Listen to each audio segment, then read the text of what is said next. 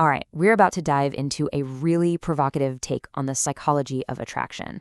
And I want to be clear right from the start, this is not your typical dating advice.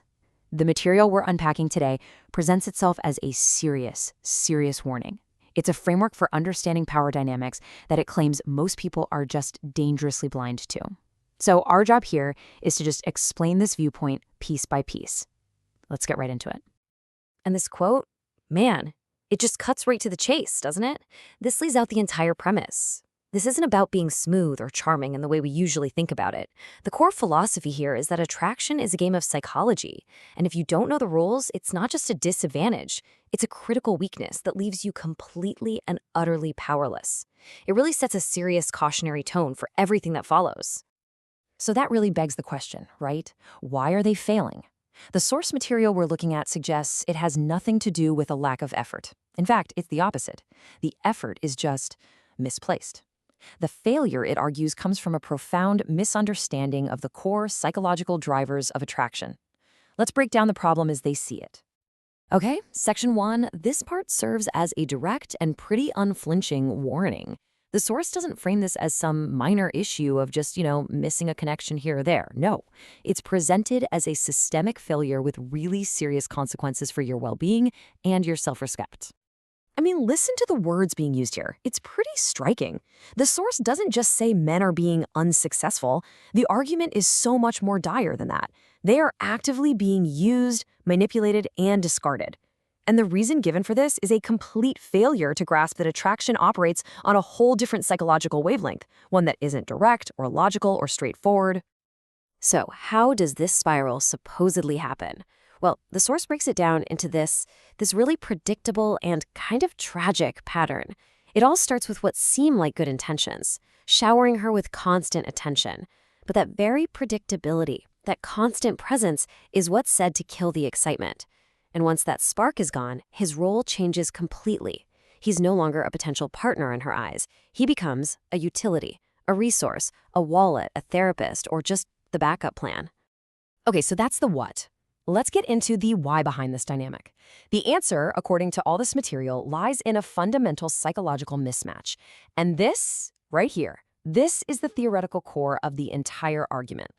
And this is where the source really paints a picture of two completely different worlds colliding. On one side, you have the typical approach: direct, logical, transparent. Here's how I feel.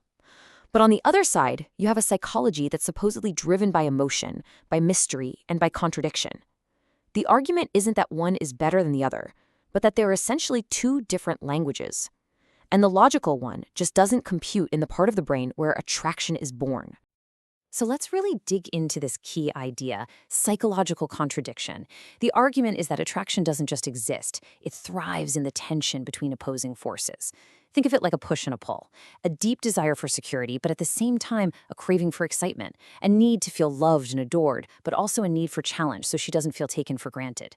The failure in this view is being unable to navigate that tension, providing only one side of the equation just doesn't work.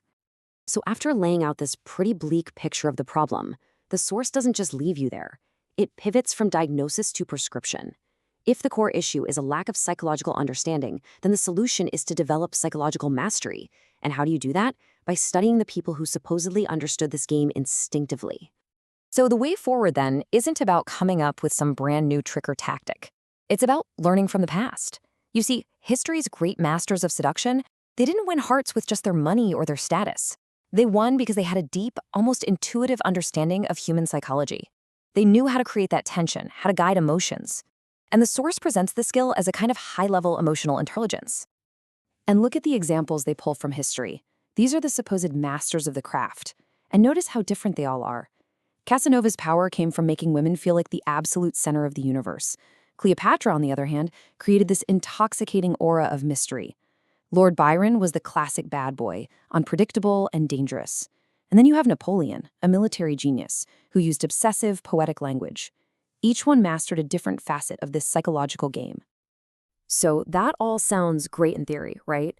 But how do you actually apply any of these lessons today? This next section is where we get practical. It breaks down the principles from what the source calls the Machiavellian Lover's Handbook into actual, actionable techniques. Okay, Principle number 1. And this one might actually surprise you. It advocates for the exact opposite of bravado and bragging. The key to real charm, it argues, isn't talking about how great you are, it's making the other person feel absolutely amazing about themselves. It's all about shifting the spotlight. Because self-absorption is repulsive, but genuine, focused attention, well, that's magnetic.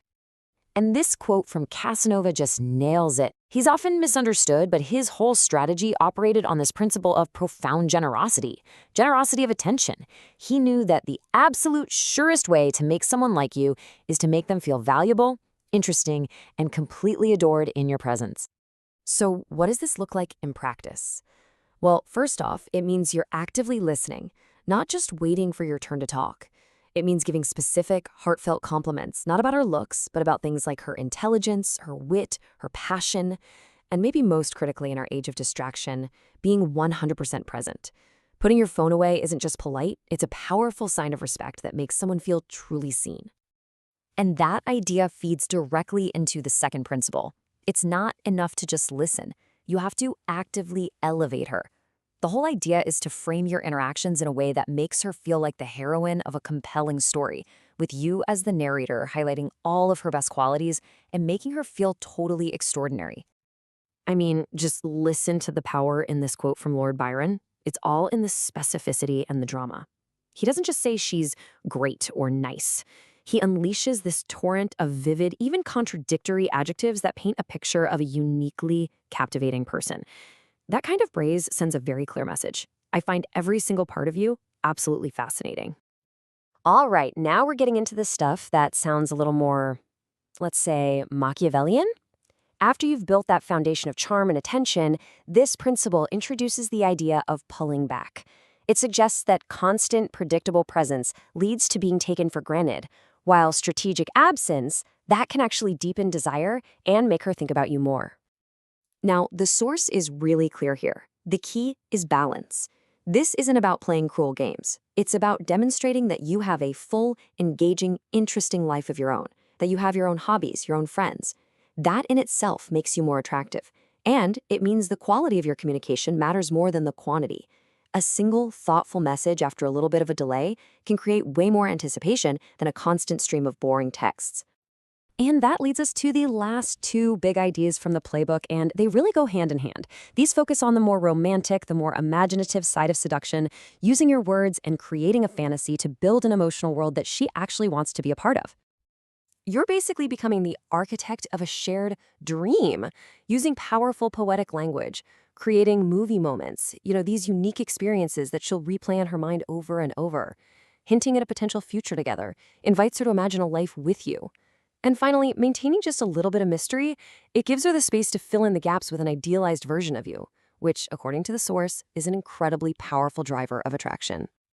So, we've gone through the problem, the psychology behind it, and the playbook offered as a solution. And now, the source brings it all full circle, right back to that initial warning. It frames this entire thing as a conscious choice you have to make. And this final quote, it's meant to be a sharp, final wake-up call. It's designed to hit you right between the eyes. It reframes any past failure not as bad luck or a personal flaw, but simply as ignorance. In this worldview, the responsibility is on you, the individual, to educate yourself, and the choice is simple. Either learn the game or just keep on losing it. And that leaves us with the big, central tension of this entire philosophy, doesn't it? A final question for you to really think about. Is this a guide to creating deeper, more passionate connections by truly understanding emotion? Or is it a cold, calculating manual for manipulation? The source, of course, claims it's about connection, but that line is razor thin. And where you draw it, well, that's the crucial question we're leaving you with.